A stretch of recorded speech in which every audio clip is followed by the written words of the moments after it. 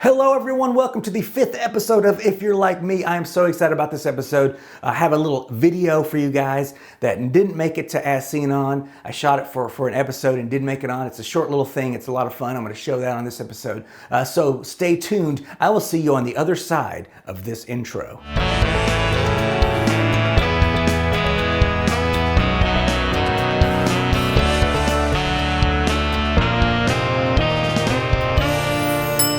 Welcome to the show, guys. I had such a great time last time with my mom. She is a peach, even though she's from Texas. I don't know what the national fruit of Texas is. I'm sure she's one of those too. Maybe it's a blueberry. She's such a blueberry. It doesn't have as nice of a ring as peach. Since I live in Georgia now, I'm gonna say she's a peach. I think I have that right. I've been here for 12 years now. 12 long, peachy years in Georgia. Love it. It's a great place. It's beautiful. I highly recommend everyone visit here. The good thing about Georgia is no snow. We didn't get any snow. We are not covered in snow right now. And our power grid works. And I am embarrassed to be a Texan right now because of all the idiocy that's going on down there. I don't want to get too political on this, but Jesus Christ. It's like everyone all of a sudden took stupid pills. Okay, I'm just going to let it go. I'm going to let it go. My main concern right now is envelope or envelope. Envelope, I mean, I've heard it both ways. I've said it both ways. It's spelled envelope with an E, but I hear people I respect, smart people say envelope. Hand me the envelope. I don't know what is the absolute definitive correct way to say envelope is. If anyone could tell me out there, leave a comment down below. That would be fantastic. And below, I don't mean write it on my dick. I mean in the comment section, guys. Don't get crazy. I was out this week actually on Tuesday, I think it was. It was piss pouring rain. One of the tires in our van, in our family van, has been slowly losing air. So I took it to the tire place. Made an appointment at 4 o'clock, took it in. It's raining outside. I take it in. I double mask it because I'm a little freaked out about the new variant that's going around, and I want to protect you as well as me. You know, you wear the mask for other people, not for yourself. Just want to get that out there. So I'm in the tire place. It was a 2-hour wait for the tire to get fixed. 2 hours, and there wasn't that many people there. That's another story altogether. What I'm going to focus on now is one of the participants in the waiting. His car was there. I'm assuming I sat very far away from him. I noticed as I'm in line to talk to the people, out of the corner of my eye, I see him walk in. I hear someone cough as they walk into the store, just cough. I look over because it was a noise, and I see the man. His mask is here, down here on his chin. He coughs as he comes in, and then he puts his mask on. Then he puts it on after the cough. That really got a little under my skin. I want to tell everybody I'm very old, so I have a lot of the get off my lawn syndrome. This is going to be a big one.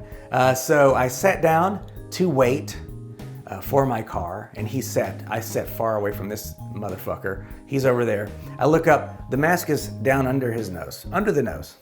That's not how they work, guys, by the way. You got to put them over the nose. So he's sitting there, and as the wait goes on, like I said, it was a 2-hour wait. I'm there with him in this room for about 30 minutes. At the end of that wait, the mask is now down under his chin. Just why even just put it in your pocket at that point? What's the point? So I'm very angry about this. I don't say anything because I'm not an instigator. I don't want to start a physical altercation with somebody about this. It's not worth it. I'll just get close to him.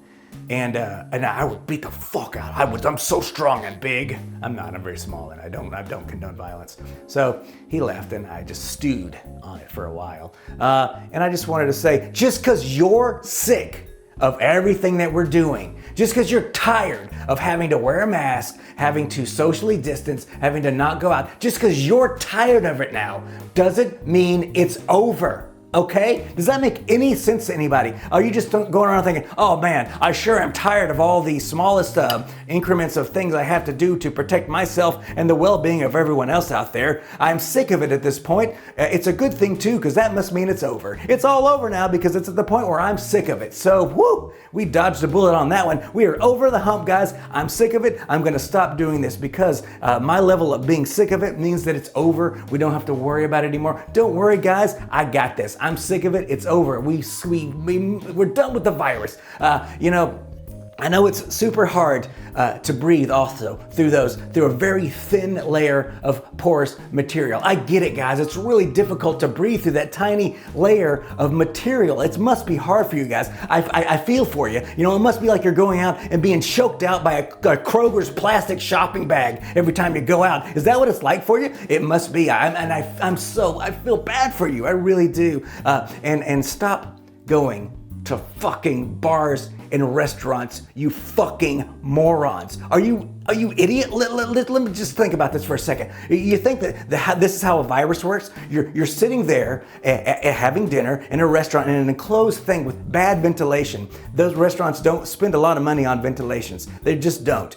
You're sitting there eating your food. You think the virus is lurking in the back and sneaking up on you and then coming up to you and about to get into your lungs and say, whoa, so sorry. I didn't see that you guys were eating. I don't want to bother you. I'll be over here if you need me. And by the way, try the chicken parm. It is delicious here. That ain't how fucking viruses work, you motherfuckers.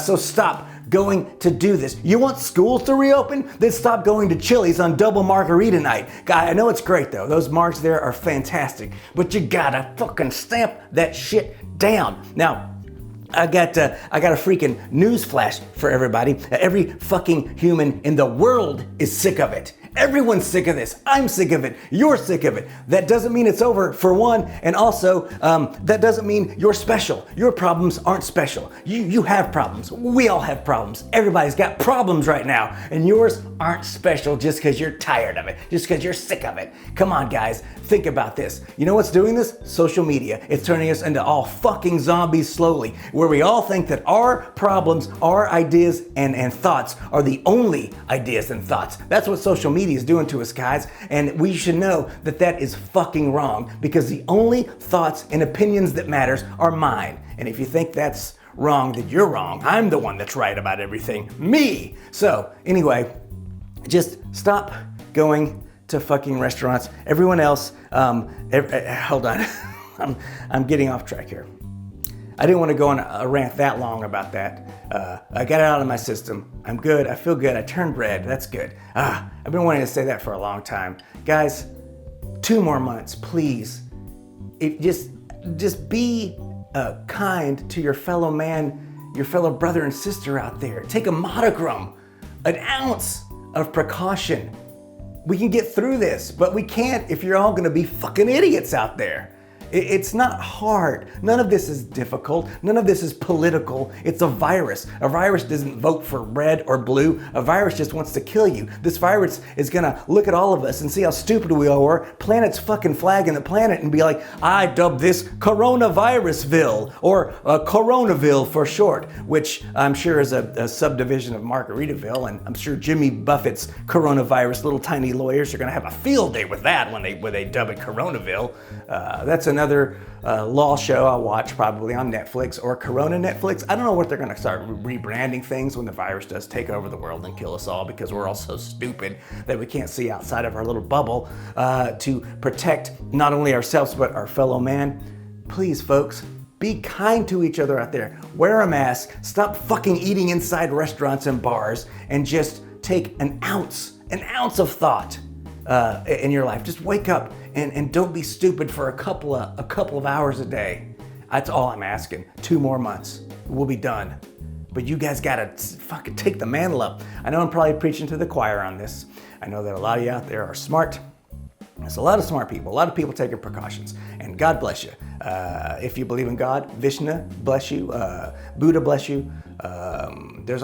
Nobody bless you. If you're what's it called when you don't believe in God? Antichrist. No, that's not it. I don't know. My brain's, like I said, like a ping pong match, and it goes back and forth. I can't ever get a thought and kind of hold on for it for too long. But envelope, that's really important. If you could comment below about that, what you think is the correct pronunciation of that word. Also, wear a mask. Don't go to restaurants and bars. That's what we've learned so far. Also, I have a short little video. We shot this like when we first started doing As Seen on from my home, which is where I am now. I shot a little video that didn't make it to air because for whatever reasons, there was problems. We were having a lot of technical issues when we first started. So I'm gonna show you that little video now. It's just a short little stupid thing I shot. Here's that video. Roll the clip, Nick. Okay, I will. There he is. Yeah, that's what you want. The best sort of angle for someone when you're getting sort of a photo of them is obviously from the ground up. So you can get that nice, turkey waddle going on there. Now I'm gonna take you kids into the, we call it the play area. It's where we, when we're sick of our kids, I didn't show you, but there's 3 padlocks on the other side of the store. We throw them down here and let them just fucking go nuts. And they do, trust me, they go crazy down here because we found that they don't ever want to eat food, but they love to play with Legos. So what we did was we bridged the gap and we feed them Legos. But as you know, the human body can't process plastic into the energy that it needs. So they come down here to purge them. And as you can see, we haven't cleaned up since their last vomitorium session down here. So there's a lot of puked up Legos on the ground. So watch your step, because as you know, Legos are the number 3 most painful things on earth to step on. Number 1 is attack, number 2 is attack, and number 1 is Pee Wee Herman. Very painful for some reason, I don't know. I wanted to show you guys some things on the wall down here. I thought that might be fun, a fun little thing to do. Here we have, this is a picture of, look how a young Nick Gibbons there with Penn Jillette and Teller, the magicians, and then my mom had it framed. And Mama Gibbons bakes cookies like incessantly, hundreds and thousands of them. So they always used I was a huge fan, and they would always use the 3 of Clubs. My mom made them a 3 of Clubs cookie. Wow, what a nerdy, terrible thing I did in my life right there. That was, looking back on it, very embarrassing for me now as an adult. But let's move on. Look at this, guys. I worked on something called All of the Other Reindeer. It was a show for Fox Television a while back. And Matt Groening, it was through his company, and he came and visited us, and he drew me I wanted him to draw Radioactive Man, but he didn't know how to, which I told him it's just Homer Simpson, but he was like, I'll draw this instead. I still love it for it. I still love it. It's a cool thing to have. And I also am a huge Weird Al Yankovic fan.